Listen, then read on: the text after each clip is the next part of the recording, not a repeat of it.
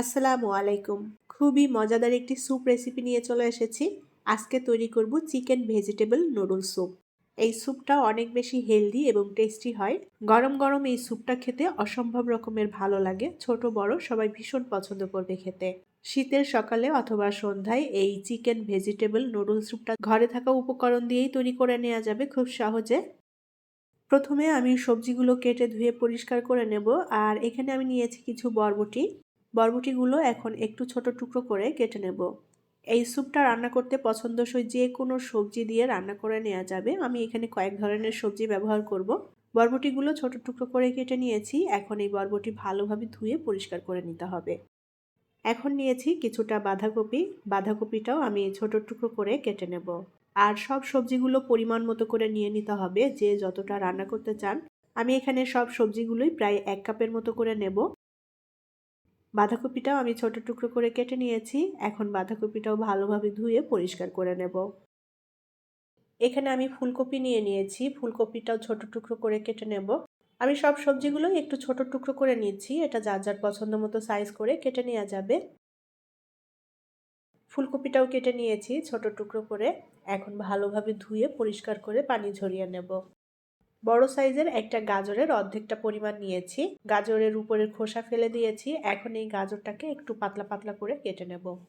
গাজরগুলো আমি এরকম একটু পাতলা পাতলা করে কেটে নিয়েছি।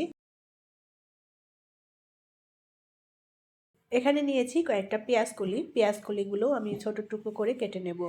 এই স্যুপের মধ্যে পেঁয়াজকলিটা দিলে ফ্লেভারটা খুবই ভালো আসবে, খেতেও ভালো লাগবে। পেঁয়াজকলিগুলো ছোট টুকরো করে কেটে নিয়েছি। এখানে আমি একটু ছোট সাইজের 3টা টমেটো নিয়েছি। এখন এই টমেটো 3টা আমি ছোট টুকরো করে কেটে নেব। টমেটোগুলো আমি ছোট টুকরো করে কেটে নিয়েছি। আর লাগবে লেবু। আমি এখানে একটা লেবু নিয়েছি, তবে সম্পূর্ণ লেবু লাগবে না। এখানে আমি 2 ফালি লেবু কেটে নেব। লেবু যদি না থাকে লেবুর পরিবর্তে এখানে ভিনেগার ব্যবহার করা যাবে। লেবুটা দিলে হালকা একটু টক স্বাদের হয়, আর ফ্লেভারটাও খুবই ভালো আসে। আর লাগবে ধনেপাতা। আমি ধনেপাতাগুলো ভালোভাবে ধুয়ে পরিষ্কার করে পানি ঝরিয়ে নিয়েছি। এখন ধনেপাতা আমি কুচি করে কেটে নেব।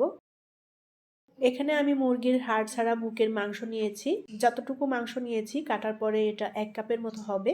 আমি মাংসটা ছোট টুকরো করে কেটে নেব। এটা যার যার পছন্দ মতো করে কেটে নেওয়া যাবে। আমি একটু ছোট টুকরো করে কেটে নিচ্ছি। মাংসগুলো কেটে নিয়েছি। এখন মাংসটা ভালোভাবে ধুয়ে পরিষ্কার করে পানি ঝরিয়ে নেব। আজকের এই নুডলস স্যুপটি রান্না করব আমি স্টিক নুডলস দিয়ে। তার জন্য এখানে ফ্রেশ স্টিক নুডলস নিয়ে নিয়েছি। এটা যে কোনো নুডলস দিয়ে রান্না করে নেওয়া যাবে। ম্যাগি নুডলস দিয়েও রান্না করে নেওয়া যাবে। আমি নুডলসগুলো একটু ছোট টুকরো করে ভেঙে নিলাম। এখন এই নুডলসটা আমি সেদ্ধ করে নেব। শুধুমাত্র পানি দিয়ে সেদ্ধ করব। সেদ্ধ করার অংশটা আর দেখালাম না, জাস্ট পানি দিয়ে 2-3 মিনিটের মতো সেদ্ধ করে নেব। রান্নার জন্য প্যানে আমি 1/2 টেবিল চামচ পরিমাণ তেল দিয়ে দিলাম। এখন এই তেলের মধ্যে দিয়ে দেব 1.5 চা চামচ পরিমাণ আদা কুচি। আদা মিহি কুচি করে নিয়েছি।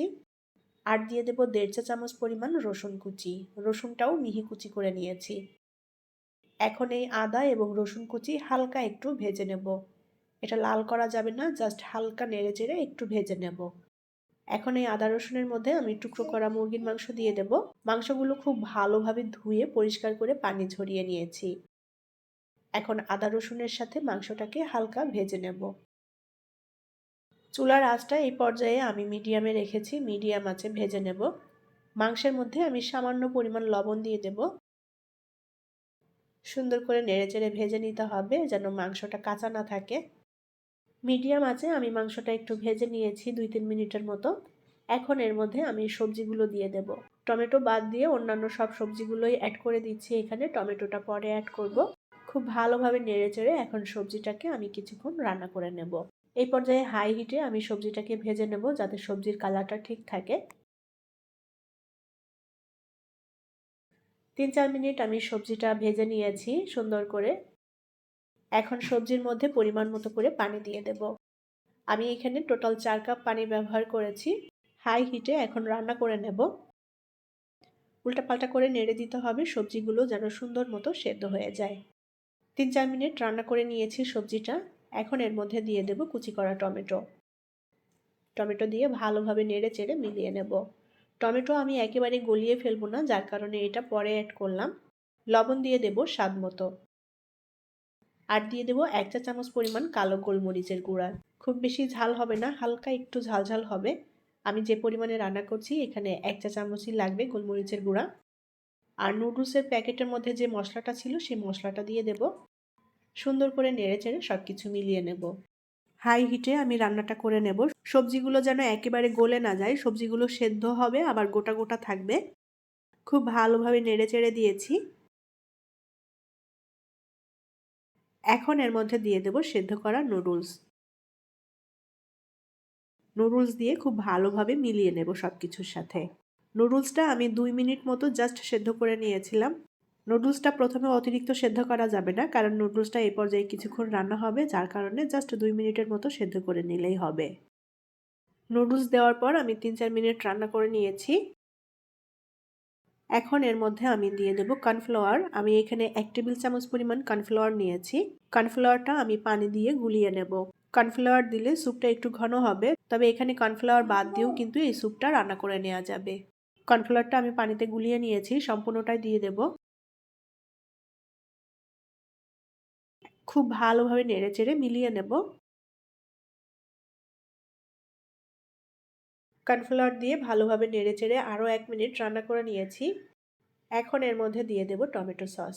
আমি এখানে 2 টেবিল চামচেরও বেশি, প্রায় 2.5 টেবিল চামচের মতো টমেটো সস দিয়ে দেব। টমেটো সস দিলে এই স্যুপটা খেতে খুবই ভালো লাগে, আর কালারটাও ভালো আসে, স্যুপের দেখতেও ভালো লাগে। খুব ভালোভাবে নেড়েচেড়ে মিলিয়ে নেব। এখানে চাইলে সয়া সস, চিলি সস এগুলো ব্যবহার করা যাবে। আমি কোনো কিছুই দিচ্ছি না, শুধুমাত্র টমেটো সস দিলাম। বাটিতে একটা ডিম ভেঙে নিয়েছি, এখন এই ডিমটা আমি গুলিয়ে নেব। ডিম ছাড়াও স্যুপটা রান্না করা যাবে, তবে ডিমটা দিলে ভালো লাগবে খেতে। আমি একটা ডিম দিচ্ছি। ডিমটা গুলিয়ে নিয়েছি, এখন এই স্যুপের মধ্যে ডিমটা দিয়ে দেব। ডিমটা দিয়ে ভালোভাবে নেড়েচেড়ে নেব, যাতে এক জায়গায় দলা পেকে না যায়। ডিমটা যেন ভালোভাবে ঝুরঝুরে হয়ে মিশে যায়, সেভাবে নেড়েচেড়ে নিতে হবে। আমি এখানে মাংস এবং ডিম দুইটাই ব্যবহার করেছি। চাইলে শুধুমাত্র মাংস দিয়ে রান্না করা যায়, আবার মাংস বাদ দিয়ে শুধুমাত্র ডিম দিয়েও কিন্তু এই স্যুপটা তৈরি করে নেওয়া যায় সবজির সাথে। আমি আরও 2 মিনিটের মতো রান্না করে নিয়েছি স্যুপটা। আর স্যুপটা কিন্তু ঘন হয়ে গিয়েছে, আমি যতটা রাখতে চাই এর থেকে বেশি ঘন করব না। এখন এর মধ্যে দিয়ে দেব কাঁচামরিচ। আমি এখানে 3টা কাঁচামরিচ টুকরো করে নিয়েছি। আর দিয়ে দেব পেঁয়াজের কলি। এখন দিয়ে দেব ধনেপাতা কুচি। সব কিছু ভালোভাবে মিলিয়ে নেব। চুলার সুইচ অফ করে দিয়েছি। স্যুপের সাথে সব মিলিয়ে নিয়েছি ভালোভাবে। এখন দিয়ে দেব লেবুর রস। আমি এই 2 ফালি লেবুর রস দিয়ে দেব। এখানে রসটা খুব বেশি হয়নি, যার কারণে 2 ফালি দিচ্ছি। লেবুর রসের পরিবর্তে এখানে ভিনেগার দেওয়া যাবে, অথবা লেবুর রস কেউ যদি না দিতে চান এটা বাদ দিতে পারেন। লেবুর রস দিলে ফ্লেভারটা ভালো আসবে, আর একটু খেতেও ভালো লাগবে, একটু হালকা টকটক স্বাদের হয়। লেবুর রস দেওয়ার পরে খুব ভালোভাবে নেড়েচেড়ে মিলিয়ে নেব। চিকেন ভেজিটেবল নুডল স্যুপ রান্না করা হয়ে গিয়েছে। এখন এটা নামিয়ে পরিবেশন করব। এই নুডল স্যুপটা গরম গরম খেতে অসম্ভব রকমের ভালো লাগে। শীতের সকালে অথবা সন্ধ্যায় এই নুডল স্যুপটি বানিয়ে পরিবেশন করতে পারেন। ছোট থেকে বড় সবাই ভীষণ পছন্দ করবে। আর এই স্যুপটি অনেক বেশি হেলদি এবং মজাদার। ঘরে থাকা উপকরণ দিয়ে খুব সহজেই এই স্যুপটি তৈরি করে নেওয়া যায়। আশা করি আজকের চিকেন ভেজিটেবল নুডল স্যুপ আপনাদের কাছে ভালো লেগেছে। রেসিপিটি যদি ভালো লাগে তাহলে প্লিজ লাইক, কমেন্ট এবং শেয়ার করবেন। পরবর্তী রেসিপি দেখার আমন্ত্রণ জানিয়ে বিদায় নিচ্ছি। আল্লাহ হাফেজ।